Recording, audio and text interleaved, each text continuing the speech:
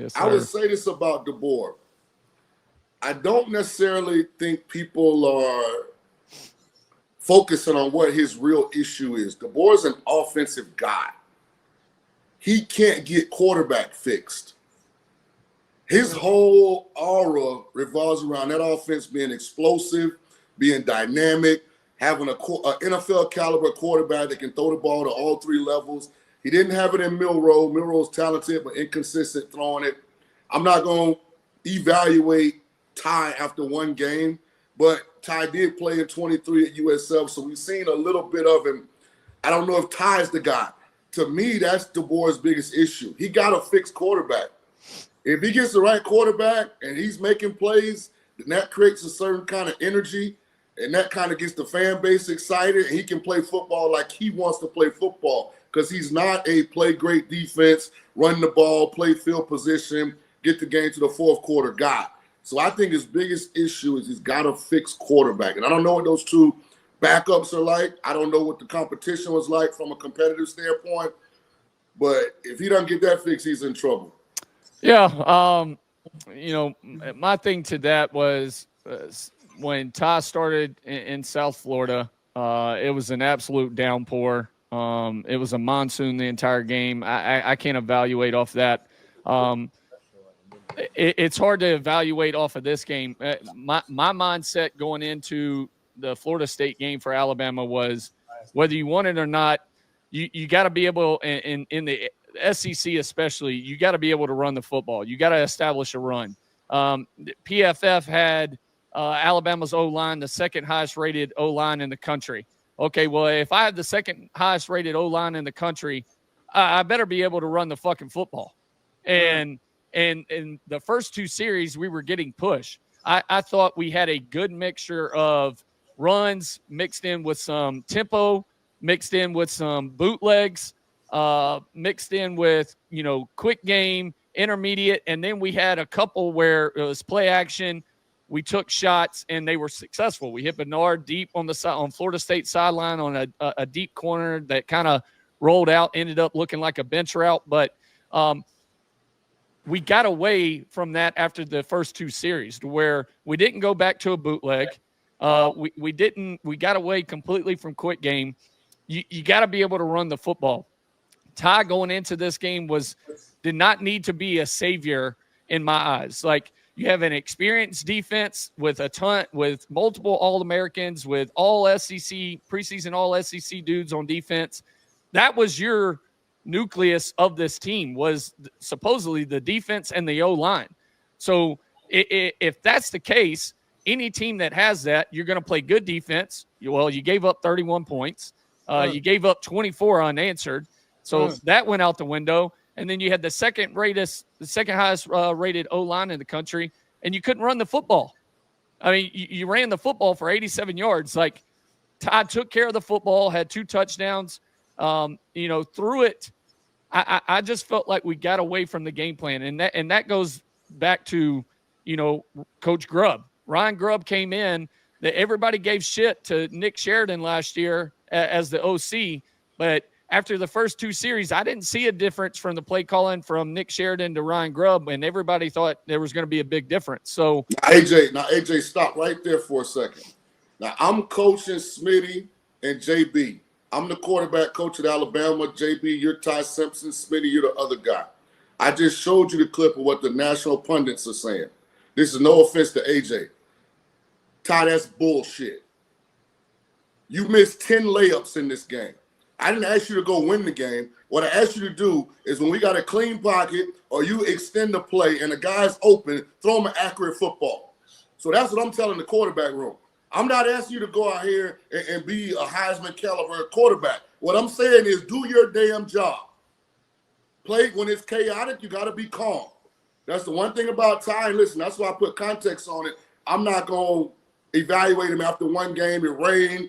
I don't know if anybody's ever been to Doak Campbell, but, boy, it's a tough environment to play in. Tough, and it was storming. But the quarterback got to make his layups. Yeah. The reason Ohio State beat Texas, Julian Sayin made his layups. He didn't do nothing spectacular. Arch Manning missed his. So I'm telling Ty, man, look, you earned the spot. You are a guy, but we expect you to make the plays when they're there to be made. Oh, 100%. And listen, I've said it multiple times on my podcast and others that I've been on. I'm not giving excuses for Ty. I said Ty's got to be better. On the second drive, we get a bullshit false start call.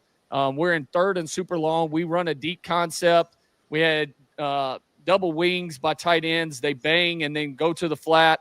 He's got to learn to, hey, if my first guy isn't there, take the flat in that scenario, get 6 yards, and we're back in field goal range because we missed the field goal by 5 yards. So if you get 5-6 yards right there, now you're able to make the field goal. That's what he has to be better at in my eyes. JB knows this, and I mean, I'm sure y'all do too. As a D lineman, Smitty, when did you – there was nothing to think about. It's a prime example of why Michael Parsons got paid $47.5 million, because when it's passing down situation or you're down in the game and all you got to do is pin these fucking ears back and go, it's different. That's what he's getting paid for. And that's the hardest time to play quarterback, is when the defense knows you're throwing it, the coordinator knows you're throwing it, everybody in the stadium knows it's a pass.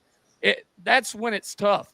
And that's why I say I put more on not the guy that's making his first true start in a tough-ass environment like Florida State, where it was absolutely loud, it was pouring rain.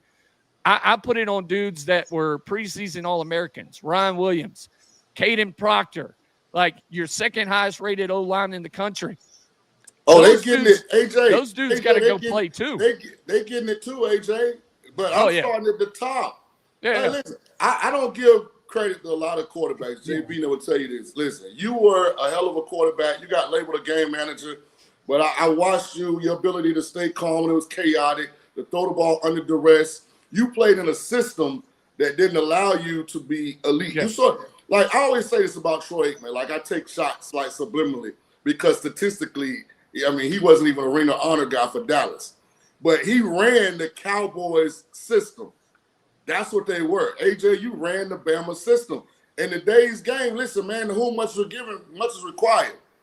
Damn it, we got to start holding these quarterbacks accountable. They're not going to get better. It's easy to find the crutch. I'm telling 100%. Ryan Williams, don't paint your fucking fingernails again until you have 100 yards receiving. Point blank, period. I mean, if you want to be this eclectic, Dennis Rodman type, then guess what? Dennis Rodman led the NBA in rebounds. Damn it. Now, if you want to be individualistic, then goddamn, you better produce individually. Otherwise, let's buy into what the team's doing. Like, it's time we stop being soft with these guys. And AJ, my only advice would be you're not talking to a bunch of football experts out here. You got the Sabrinas out here who think they know everything. So you kind of sounded like a Thai-sexual for a second. Because like a Shador sexual, if you say anything but exactly what Shador did wrong, then they're going to cap for the rest of the year that it's not his fault. The O-lineman ain't on the team. He ain't got nobody playing around him. Like, we got to attack the head of the snake. And I love Ty Simpson. Obviously, I trust Kalen DeBoer and his quarterback evaluation. But the only way for Ty Simpson to get better is for respected Alabama alums to come out and say, that wasn't good enough.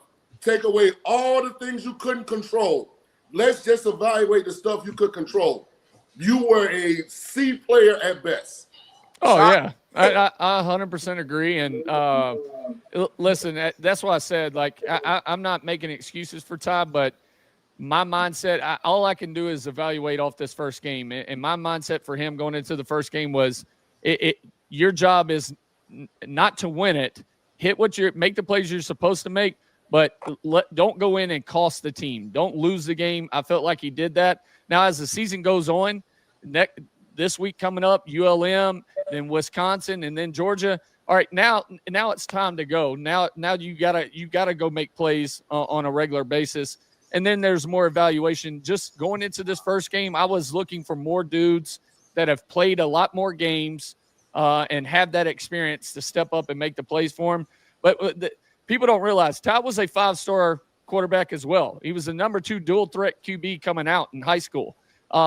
And that's not saying this is not a knock on Keelan Russell, right? Keelan Russell, the highest rated quarterback, but anybody you've talked to, there is a gap in between those two and between Austin Mack, who's second on the depth chart, and Keelan. Keelan's just not ready right now from a scheme standpoint, knowing the ins and outs of the offense, being able to get out of checks and understand, process everything. He's just not ready right now. That's not a knock on him and saying, oh, he's not any good. No, he's just not ready right now. In the future, it's going to be he's going to have his chance. But right now, Ty's the best you got. You better learn to win with him and work with it. Shaun, who pissed in your cereal last night? You came out here just going in. I finally got like two guys that know quarterback play, and I don't got to listen to you bloviate and support, these real quick, Shaun. Alternate lifestyles out here that be trying to make football opinions, and you be trying to back them up. I'll respond to that here in the shorty. Let's let AJ go. AJ been here for like an hour. AJ, we appreciate you, my guy. Much love. Go follow his podcast. We're going to see you next Wednesday.